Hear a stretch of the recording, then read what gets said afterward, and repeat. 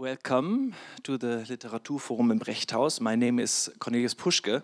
I'm curating the series 100 New Words, which takes place from 2022 to 2024. So this year and next year we will have some more editions of this series.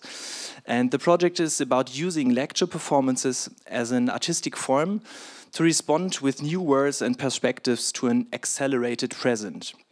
Home as a place is the center of artistic exploration in the first edition of this series. Mediengruppe Bitnik is the sixth of 7 participating artists to present their contribution to 100 New Words for Home. The other artists are Antonia Beer, Sebastian Schmieg, Franziska Pirvos and Siska, Nava Ibrahimi, and finally Senturan Varataraja, who will present his lecture performance in February. In the coming year, the series will be entitled, I can reveal that much here, 100 New Words for Work.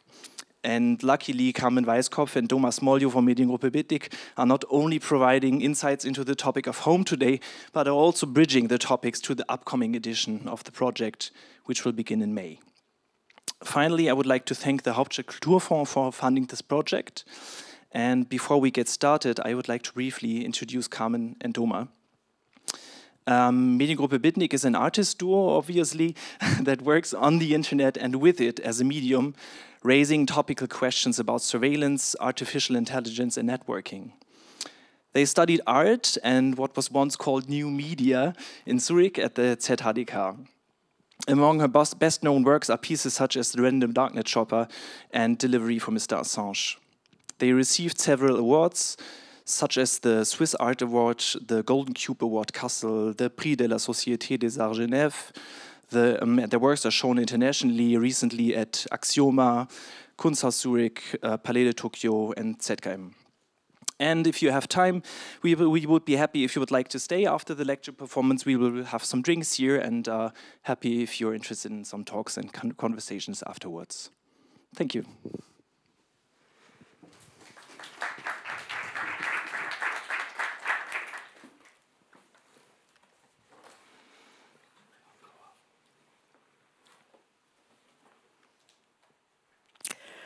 Hi, we're Mediengruppe Bitnik. My name is Carmen. This is Doma. Thank you very much for the really nice introduction, Cornelius. I'm here today to talk to you about technology, especially surveillance technology, and how it affects our work and our home office, and with that enters our home. Invasive technologies are providing new tools for managerial control, reconfiguring our relationship to the home and to work. We will see how in the home office, even more than in the office before that, appearing productive all the time is much more important than actually being productive. In this remote environment, your boss's supervision is replaced by productivity management tools, and basic monitoring of your work activity is delegated to a machine. This means that you need to learn what the machine registers as productive, and you need to consciously perform in that way. Actually being productive is secondary to producing the data that signals productivity to your remote boss via the software. I'd like to start with a brief history of places of work, and this is a very brief history, so please forgive me for any omissions. Before industrialization, it was common for the place of work to be within people's homes. This changed with industrialization, although it was a very gradual process. For a time, manufacturing was done both in centralized sites like factories or manufactories or mills, and in decentralized places of work at people's homes. This was called the putting out industry, or cottage work in English, or Verlagssystem in German. In Europe, the putting out system or Verlagssystem started at the beginning of the 15th century, and it brought the first shift towards the relocation of work from the home to the factory. Under this system, the workers still worked at their homes, but what changed was that the raw materials and sometimes the tools were provided by one centralized source. This could be a merchant or later a factory owner. This was the beginning of the capitalist system of mass production for a cross-regional market, and the putting out system was especially common for the production of cloth and textiles.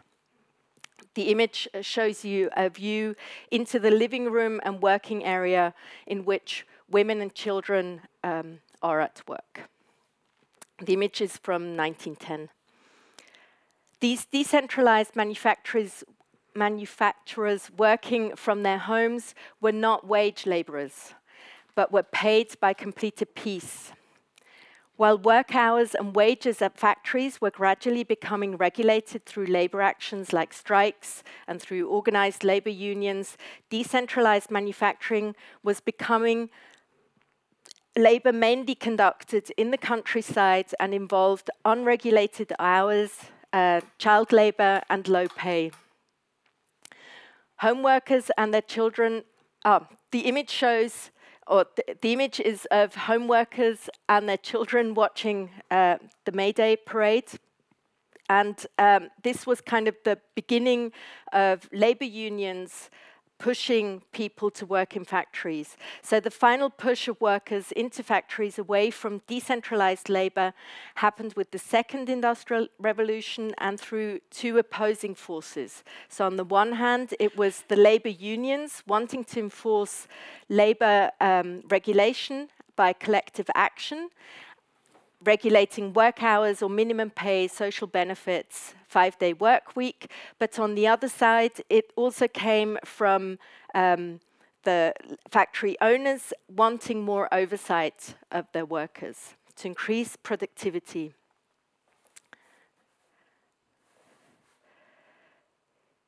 In the second half of the 19th century, the home as a place of work gradually began to decline. This development led to a reclassification of the concept of labor in the home.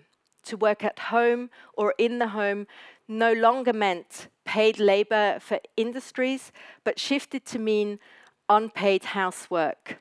So we go from homework or work at home to housework, or in German from Heimarbeit to Hausarbeit, and from paid to unpaid.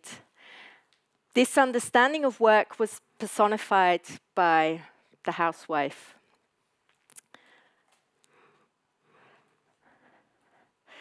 Starting with the computer age and new technologies, a new discussion around where to work emerges.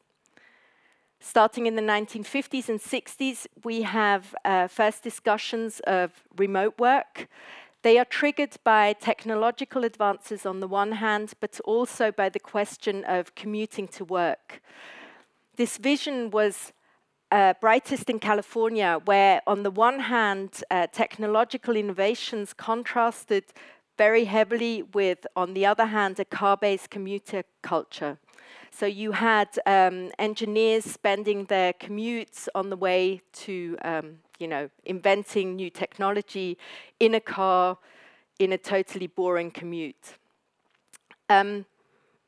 This is actually one of the studies that was done at the time by somebody called Jack Nilles, and it shows the employee distribution of a company, NASA in this case, around the LA area.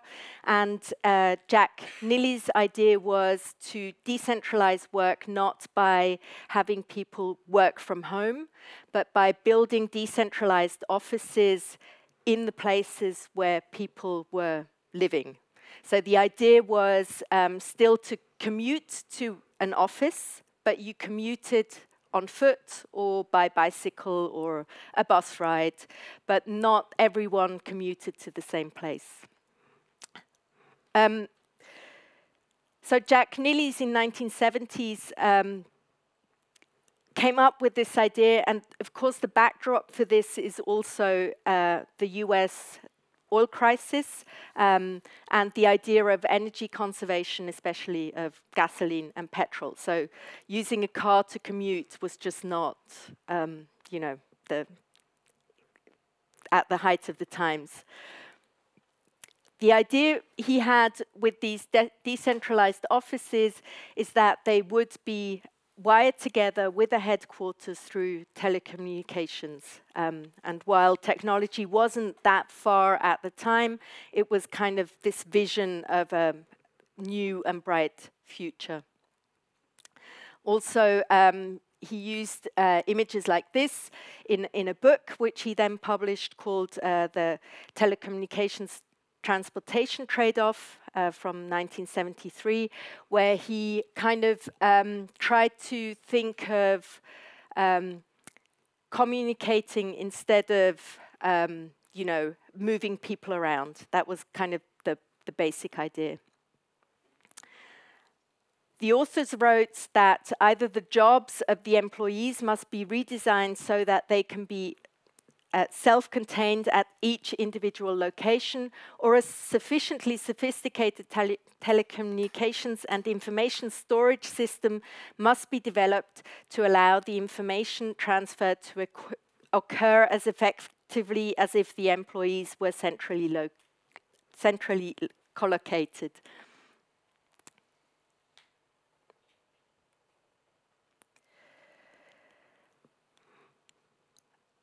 With these images, Jack Nillies, and this is important for our story, coined the terms, both terms, telework and telecommuting, and they will stay with us from that time onwards. I'd like to show you a brief bit of video of somebody else called Arthur C. Clarke, whom you may know as the co-author of Odyssey 2001.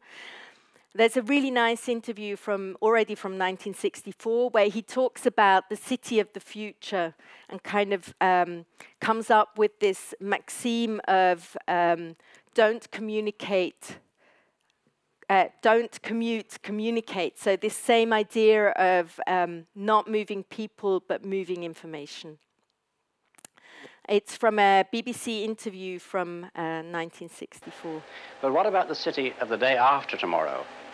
Say the year 2000.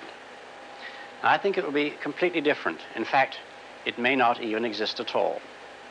Oh, I'm not thinking of the atom bomb and the next Stone Age. I'm thinking of the incredible breakthrough which has been made possible by developments in communications, particularly the transistor and, above all, the communications satellite. These things will make possible a world in which we can be in instant contact with each other, wherever we may be, where we can contact our friends anywhere on Earth, even if we don't know their actual physical location. It will be possible in that age, perhaps only 50 years from now, for a man to conduct his business from Tahiti or Bali just as well as he could from London. In fact, if it proves worthwhile, almost any executive skill, any administrative skill, even any physical skill, could be made independent of distance.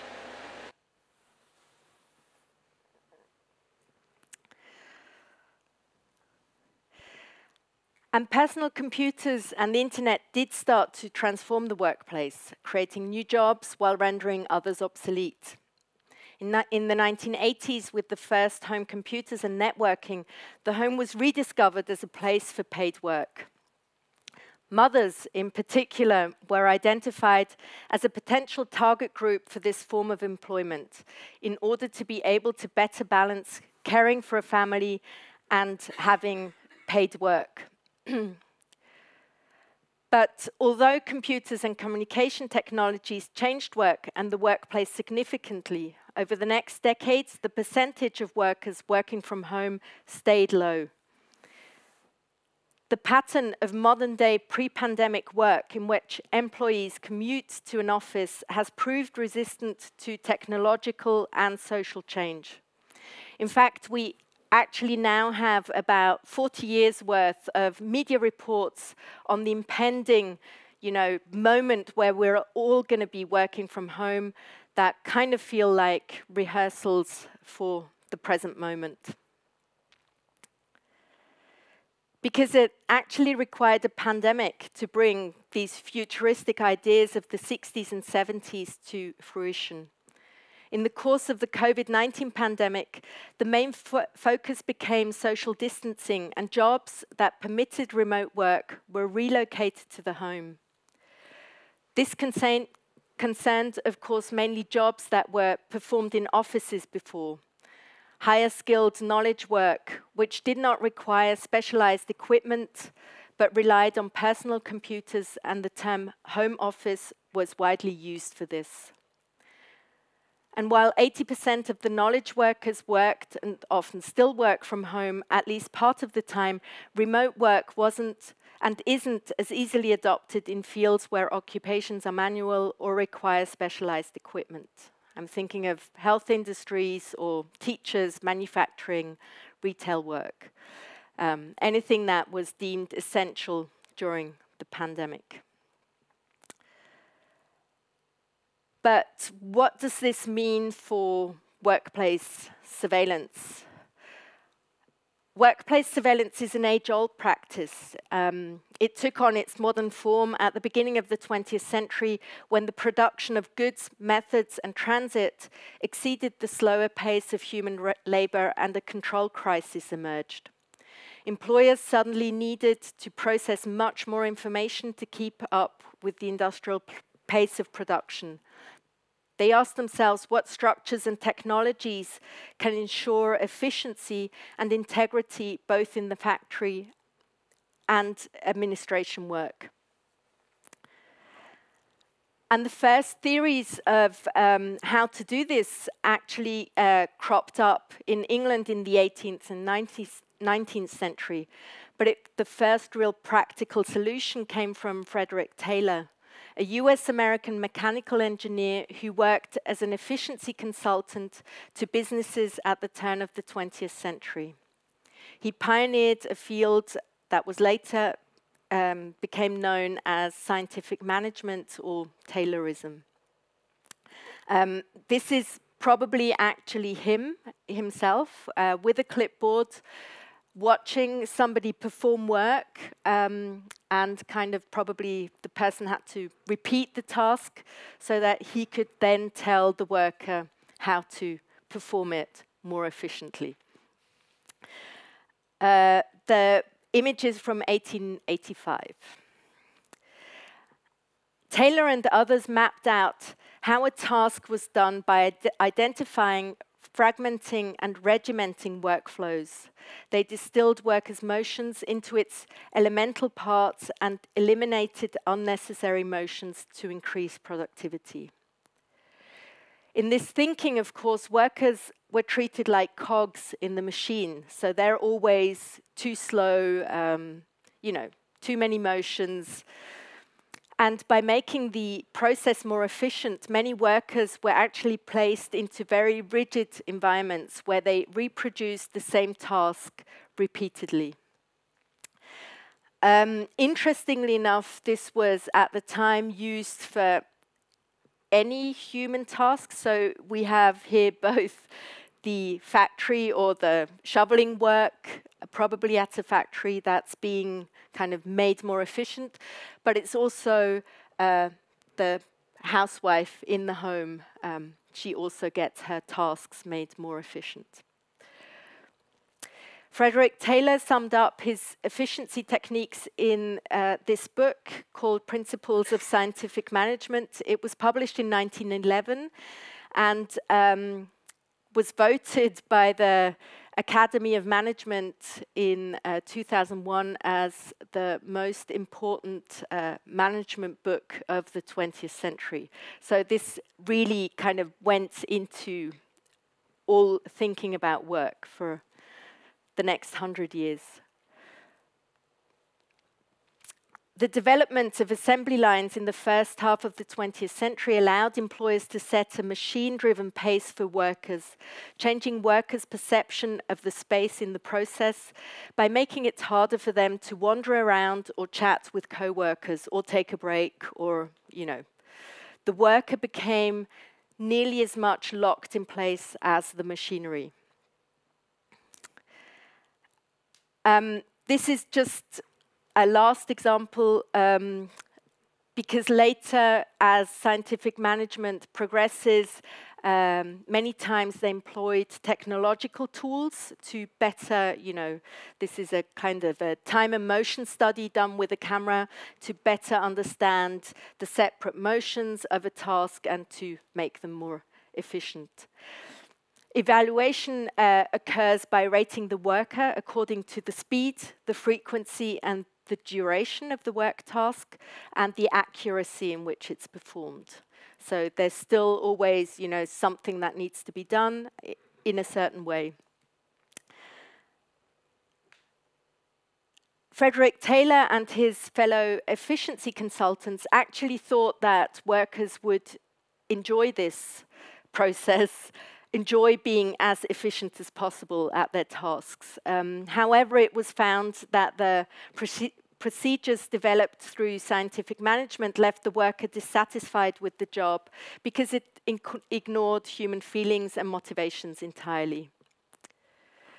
And of course, some employers used the time and motion studies especially as a means of speeding up the production line, deploying the methods of performance monitoring to reach higher production targets, while at the same time keeping wages low.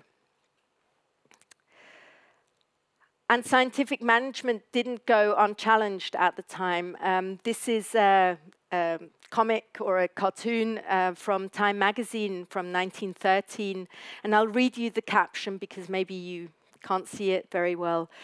The efficiency crank says, "Young man, are you aware that you employed 15 unnecessary motions in delivering that kiss?" So it's this kind of missing of empathy. The first rule of Frederick Taylor's scientific management is that the unobserved worker is an inefficient one. So the idea, the very basic idea of the whole field is that if you stop looking at the person who is working, the person will wander off and go and do something else. Monitoring is meant to prevent workers from slowing or sabotaging the modes of production, both in factories and in offices. And in Taylor's day, some managers tried to achieve willing compliance by making time tracking into a game, using a stopwatch to foster friendly competition among workers. And this is also a practice that has stayed with us in the form of gamification or incentives. Management, optimization, and surveillance of performance were ingrained in both informational work and manual labor from the beginning. The development of computer technology brought the ideal tools, and the centralized office delivered the ideal setting for the evolution of labor surveillance and its countermeasures. But let's look at how surveillance developed, and I'll take a leap here, a time leap, and what it looked like right before the pandemic. And I've kind of chosen 3 fields where we can kind of see different things happening. The first case is the call center, where surveillance has become mostly AI-driven. This is an off-the-shelf human resources software called Cogito, which can now monitor workers' tone of voice. And Cogito, I'll just read this to you, writes, "The AI-informed coach that augments humans through live in-call voice analysis and feedback.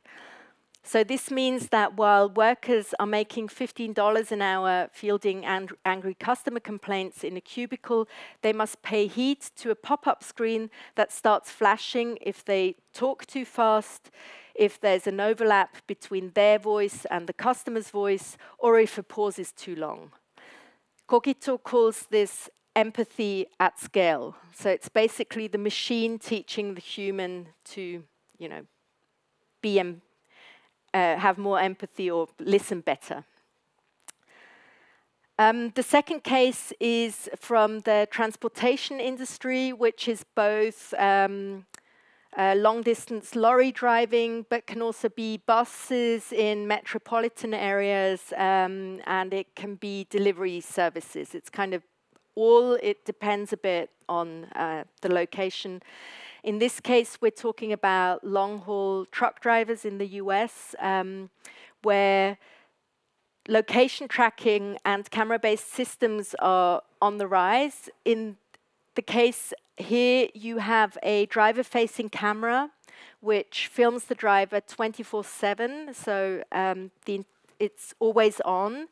And the camera feed goes to a centralized office location where there's actual people usually watching the feed, giving feedback to the truck driver. The camera performs different sets of kind of tasks. One is it tracks the time somebody's driving to not go over the the maximum amount somebody can be on the road for.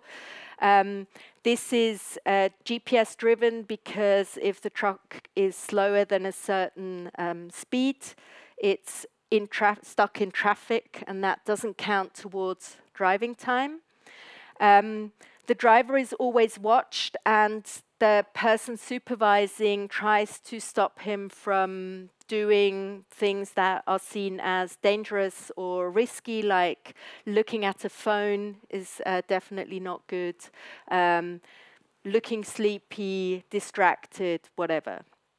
The truck drivers complain that next to it being terrible to be watched all the time while you're on the road, this is also where it's their temporary home while they're on the road. So this cabin is also where they eat and sleep, and the camera is always on.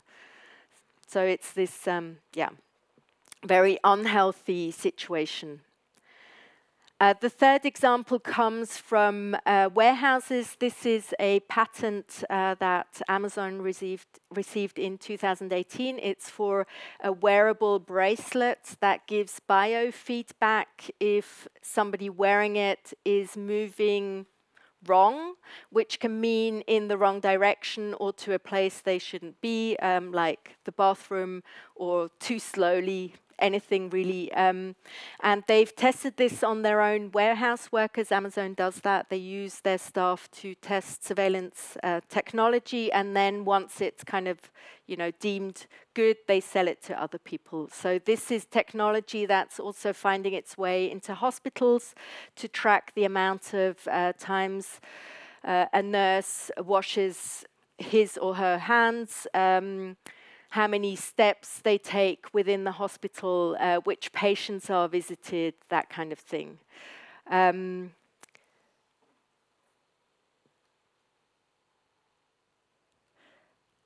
And the question is, who benefits from these systems? The reasons given for surveillance in the workplace are varied. Usually it's to increase efficiency, measure productivity, decrease risk, and generally maximize profits.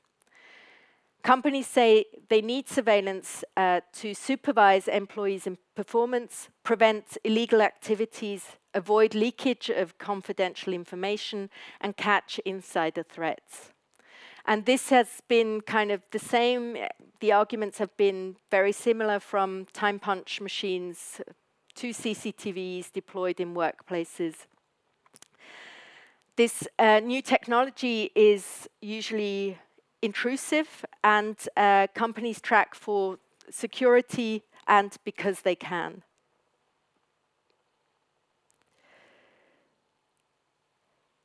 But surveillance is also usually multi-purpose, so the same technologies can be used for different things. And this is something we are seeing with remote technologies especially, that the data is multi-purpose, so it can serve, for time tracking, but then also feed into other kind of questions. So what happens when this surveillance enters the home? For many people, the pandemic will be remembered as a semi-permanent Zoom meeting with colleagues, wearing headphones, tracksuits, pajamas maybe, interrupted sometimes by a pet or a child. Once realized, widespread telework turned out to be a mixed blessing. After weeks of COVID confinement, workers on social media joked that they were living at work rather than working from home. And when it entered our homes, work brought surveillance with it. And although invasive technologies are nothing new and they're not exclusive to workplaces, because they've been spreading into urban public spaces, social welfare programs, prisons, schools. We have to ask ourselves how they develop in a society.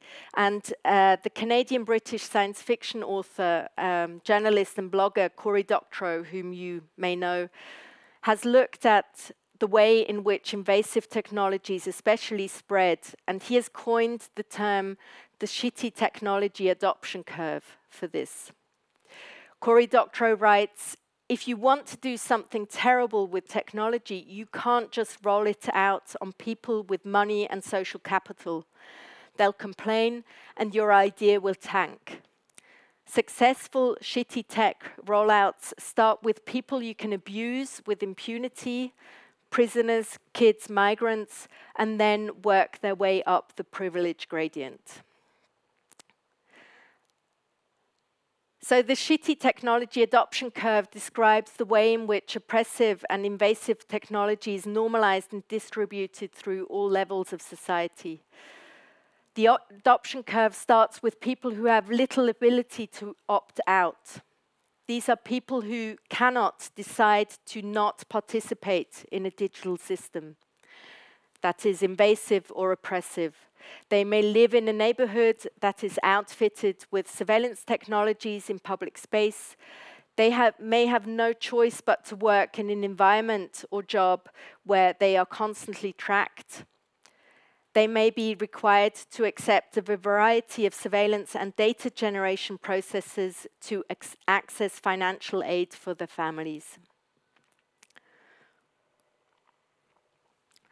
So the deployment of employee surveillance software starts with lower status, lower paid jobs where people have little resource to fight it.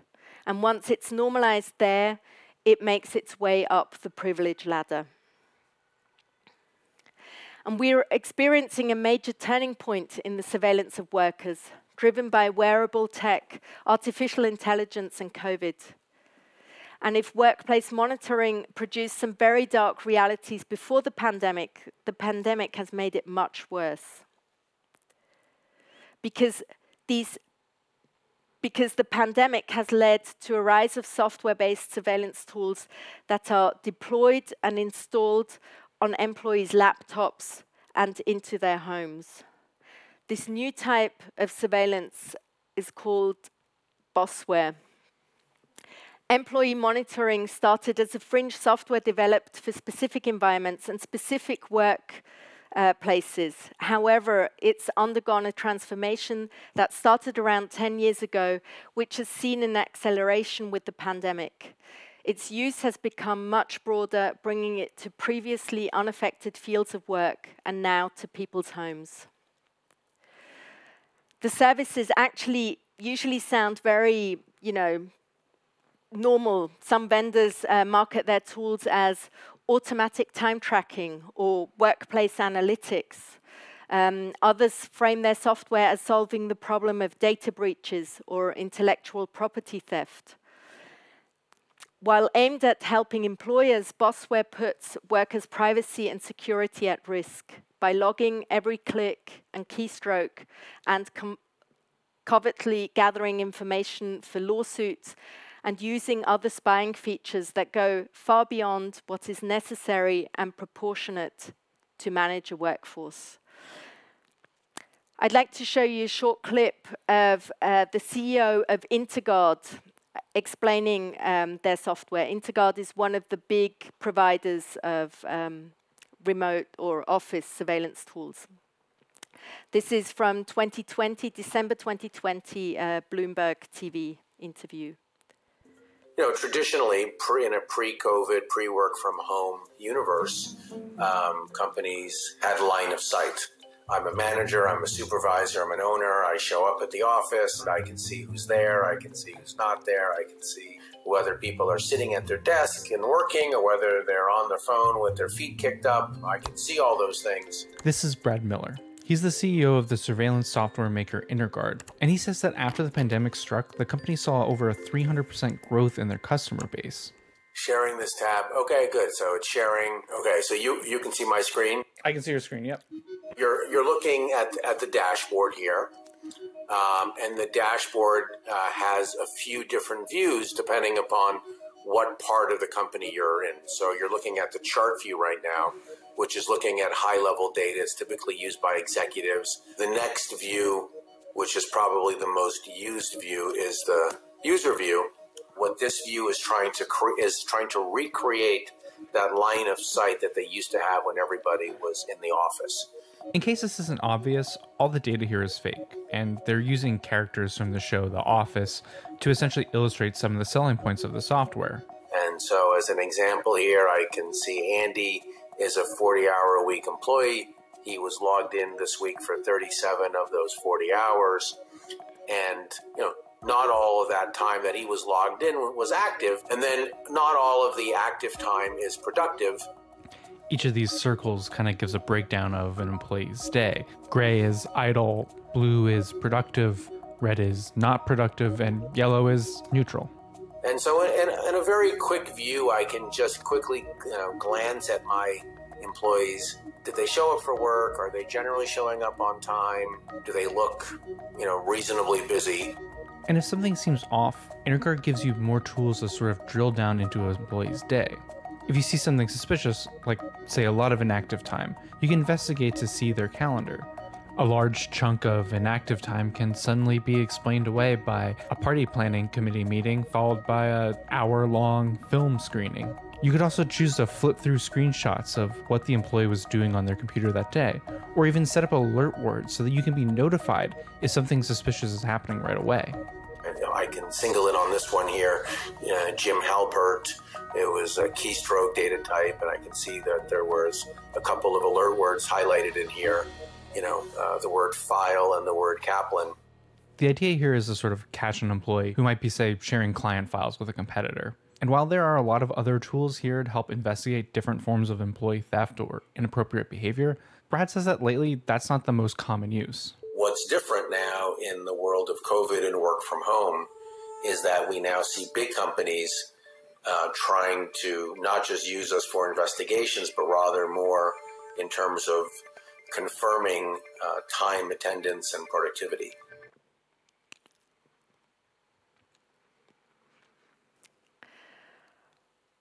So, as we just heard, data shows that since the start of the pandemic, demand for employee monitoring software has been 3 times higher than in previous years. And this despite the fact that there are not only high legal hurdles, but also doubts about its effectiveness. The broadest and most common type of surveillance is activity monitoring. This typically includes a log of which applications and websites workers have used along the day. It may include who they email and message, and including subject lines and other metadata. Most bossware, as we saw, also records input from keyboard and mouse and gives the boss a minute-by-minute breakdown of what somebody was doing. So you can really scroll through, screenshots of the laptop from a worker during the day. The back end, as you probably saw, gives you a kind of a godlike or supervisor-like view. It's easy to compare all your whole workforce with each other. It's color-coded. And there are basically two ways Bossware can be deployed: as an app that's visible and the worker knows about. The worker may have some sort of control over this app, or as a secret background process that workers can't see and don't know about. Most of the software gives the company both options. Legally in Europe, it's not okay, or it's forbidden to install software on an employee's laptop without their knowledge or consent if it surveils them. The laws are very clear there, but yeah, you just may not know about it. It's kind of hard, to find out. This is an overview of which I know you can't read, but just to give you an idea of how many, these are just the biggest companies offering surveillance software. The second column is the one that tells you whether the software can be installed without the knowledge of the worker. So all the ones that have are marked, offer both. And it gives you an overview of the most common functions. They are software monitoring. Remote takeover is also something, so your boss can actually take over your computer, your mouse, your keyboard. Keylogging, this is especially problematic if you're using the laptop for private stuff as well, because it will keylog any passwords, your login to your bank account also. This is also information that your boss will have. You have screen monitoring through screenshots, as we saw, a collecting of which applications you've used during the day, call tapping, GPS tracking. This is always especially interesting if the software is both installed on the laptop and a mobile device like a phone. The webcam and the microphone can be accessed and surveilled without your knowledge. Audio can be recorded, email, of course, chat systems, and time tracking. This is kind of the original use is also still there.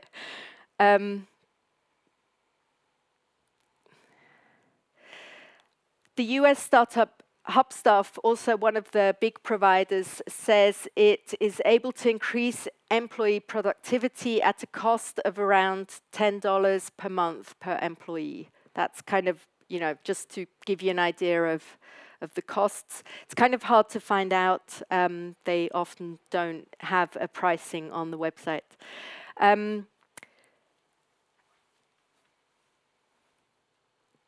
And in this example, I think we get an idea of what it means to access camera feeds from a laptop camera, either during calls or any time else.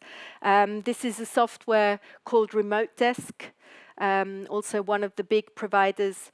And it uses AI-based automatic interpretation of camera feeds from laptops to this is kind of here, to see whether people are eating or drinking in front of their computer. I don't know if there's something we're not supposed to do, or whether there's background motion. It can scan the whole room, which is also very problematic if you're working at home, for prohibited devices in a workstation, whatever that means, or enforce clean desk policies. This is an example from Time Doctor. Of course, this software also thinks about how hard it may be to get your staff to accept you installing surveillance software on their laptops. So it has in the FAQ, it kind of tells you what the good arguments are to tell your workforce why you need to see them work all the time.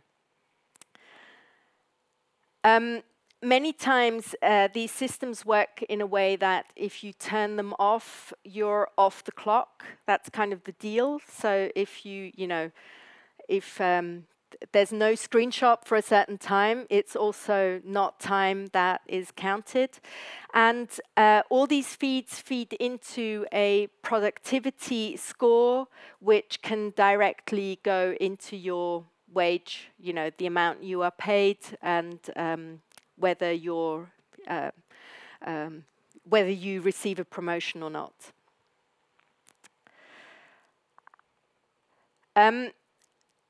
We've been talking also to human resources people here in Berlin of big companies, and one of the interesting things that they've told us repeatedly is that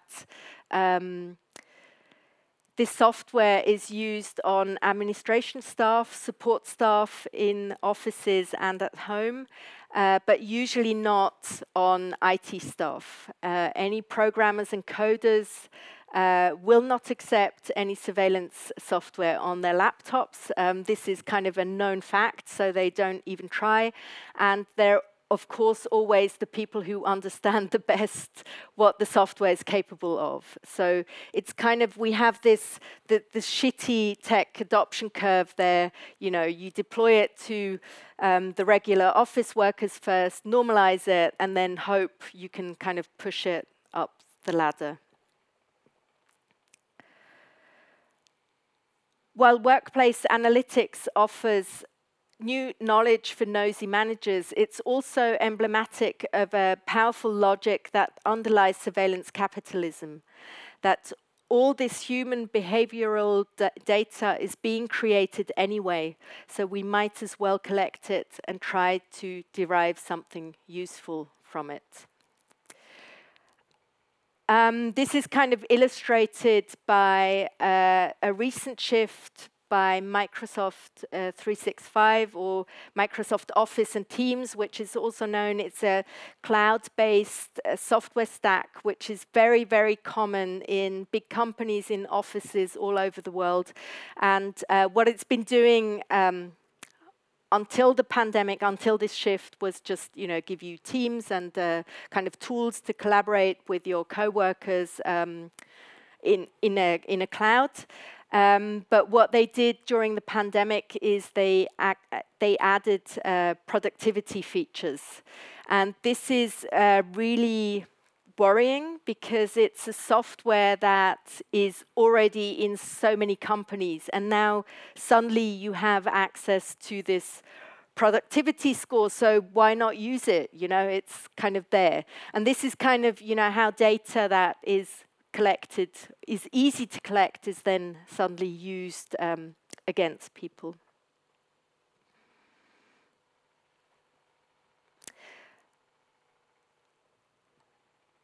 For Bossware to work, the software developers need to come up with criteria to measure productivity, and they need to translate these into measurements and targets. For example, if you want to measure how much time an employee spent on productive work, as we saw in the example, you need to tell the software which applications you think are productive and which aren't. So going to the internet to poker.com is not productive, but going to the internet to a dictionary may be productive. So you need to tell the software this. You need to come up with how do you measure your workforce's productivity. And choosing bad measures can lead to really bad incentives, which can lead to completely opposing and undesired outcomes. From the perspective of employees, monitoring software introduces metrics into the workplace which don't necessarily measure anything meaningful to the actual work or to the process of getting something done.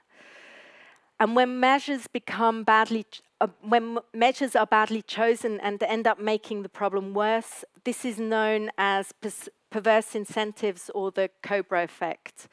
The Cobra effect is based on an anecdote that while India was ruled by the British, there was a cobra infestation in Delhi. That must have been really bad. So the governor, the British governor of Delhi, comes up with this idea of paying a bounty to every person that brings in a dead cobra. And people start killing off cobras and bringing in dead cobras, and they get paid.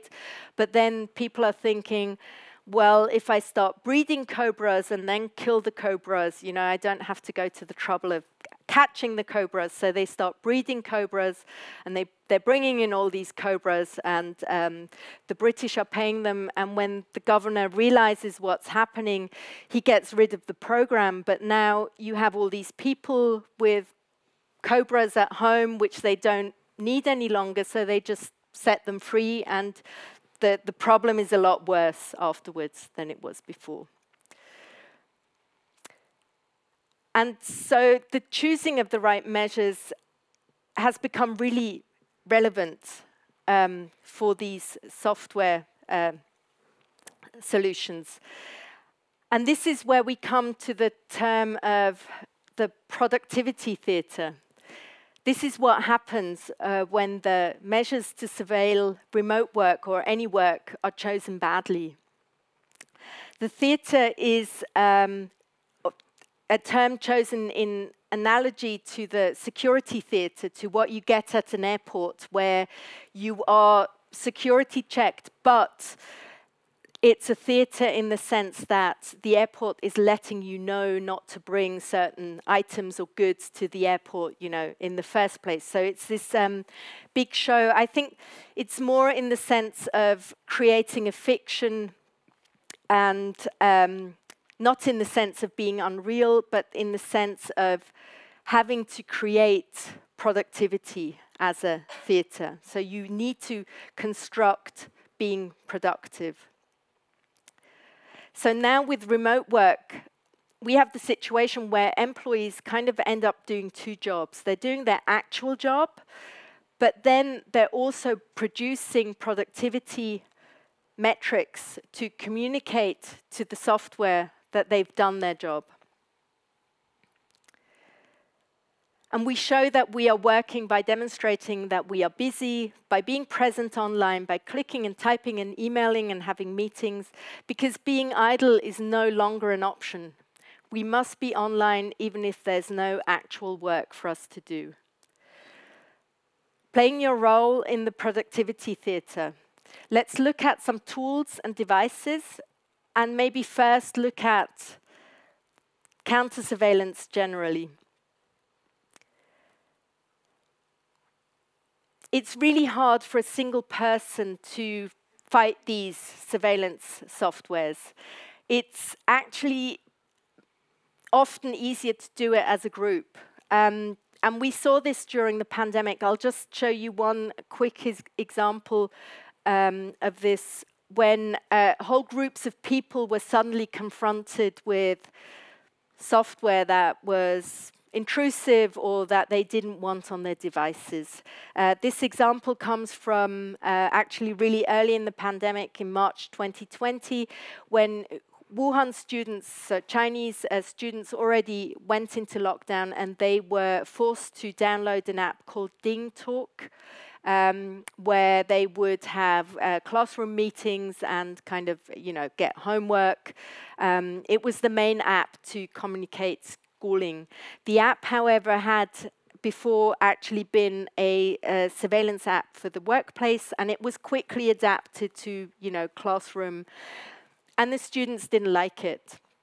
So they thought, well, if we all give this app 1-star ratings, and you see some examples here, they always wrote like really nice, very ironic texts about the app, but gave it a 1-star rating. If the ratings of the app drop below a certain level, it will just drop out of the app stores and not be downloadable anymore. That was kind of their thinking. So they understood really well how also app stores are completely, automated. There's no people looking at these apps anymore. It's just like below a certain rating out. And they managed to push DingTalk's rating overnight from 4.9 to 1.4. And the next day, the app started uploading memes and videos, begging the kids to stop downvoting or down-rating their app. With sentences like, I'm only 5 years old, and please don't kill me. Kind of funny, apps. And it kind of shows you how many of these counter-surveillance tactics rely on crowds, on a community to kind of, at the same time, stand up to technology that you don't like. This is just to close this is kind of the tweet that kind of explains where DingTalk as a software came from. And I think this is also something that's really important, that many of these software solutions have kind of changed their identities over time, and it's often important to understand what they were actually programmed for at one point. Another example of how we can react to these surveillance softwares is a story I just quickly want to share of a person who works in the Netherlands, but for a US-based IT company called Chetu.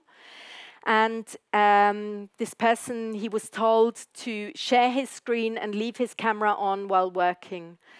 He declined and was fired for refusal to work and insubordination. The employee stated, I don't feel comfortable being monitored for 9 hours a day by a camera. This is an invasion of my privacy and makes me feel really uncomfortable. That is the reason why my camera is not on. You can already monitor all my activities on my laptop, and I am sharing my screen. So the camera was on top of, the surveillance software that was already in place. And the European Court of Human Rights ruling actually said that video surveillance of an employee in the workplace must be considered as a considerable intrusion into the employee's private life, and therefore ruled that he was wrongly fired and he received some money. But I think for us, the question is always also, so now we're alone in our home office and we have this software on our laptops. What do we do? There's no community. It's hard to organize, especially if we're all in different places. And you still have some options. This is an example of actually a software that was developed over the past 2 years, which is called Present Scheduler, and it's a software that plugs into Slack, a team communication, like a chat app that's used in many IT environments. And you can use this software to always be on or active in Slack. So Slack, the way it works, you probably know this from other chat apps. If you leave the app, your status will go to idle or offline. And with this software, you can be online in Slack and do something while doing something else. This is by a programmer called Will Leinweber. He developed a small script also for Slack, where the idea is that if you install this, anytime somebody tries to message you, they see that you are also messaging them. So it's this, you may know this, you write somebody a text and then it says, oh, they're also writing. So you stop writing because you think, oh, they're writing. But then they stop writing as well. So you start writing again, but then they start writing. And it's this endless kind of nobody will ever talk to one another again.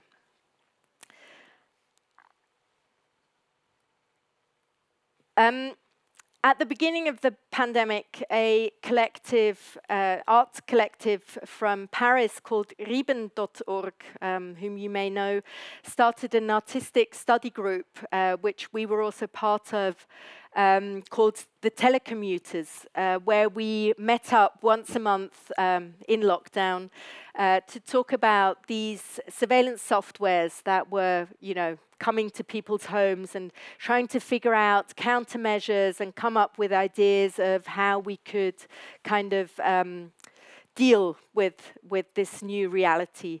And some of the artists from this group came up with really nice, small solutions, often still at a prototype stage, but as ideas, they work really well. You can check out or I can give you the URL afterwards. There's quite a nice collection of small works. This is called Webcam Manager, and it's by the Institute of Diagram Studies. And it gives you, if you download this, it gives you a webcam or a virtual webcam that kind of replaces your actual webcam. And this webcam is programmable, so you can record videos and loop them. So you could kind of pre-record yourself sitting in front of your computer and have that running instead of your actual camera feed during a Zoom call, for example. This is an example by Jack, also from regimented.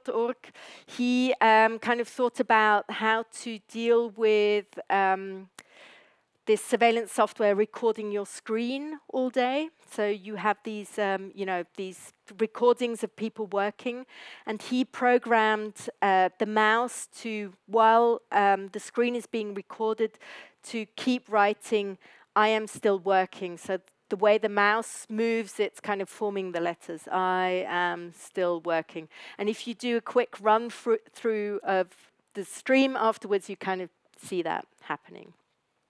And the third example is by DNS and GRCN, two artists from France.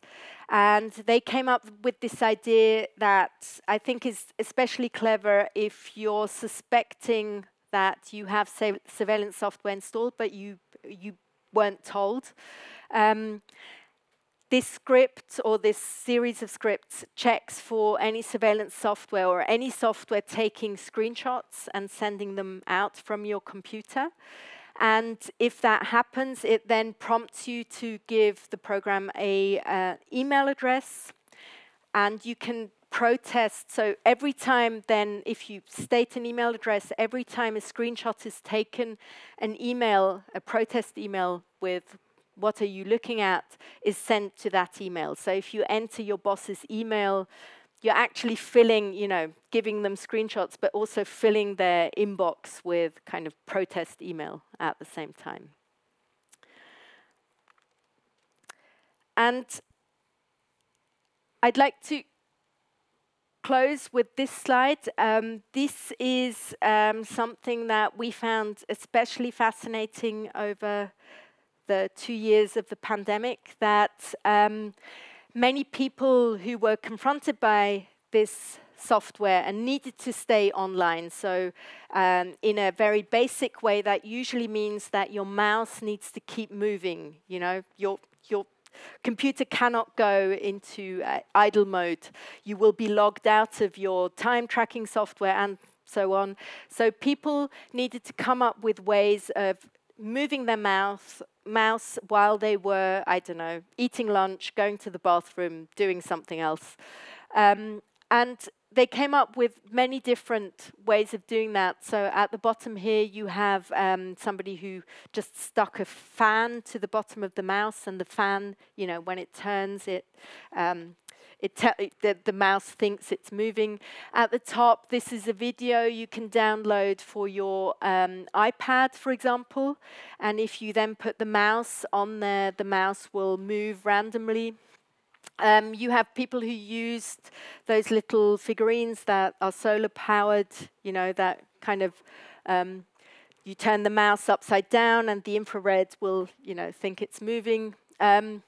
We have the commercial solution, which at some point then started to flood shops like Amazon.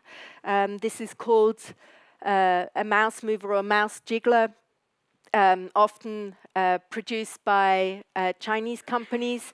And it's important that these are all hardware solutions, because if you have surveillance software, any other software you're installing will be tracked by the software. So you need to find a way of moving your mouse outside of your computer. And in the middle, we have the setup, which Doma has helpfully also set up here. The mouse jiggler attached to a fan. You can, of course, use any household appliance that moves, you know, in a certain way. And yeah.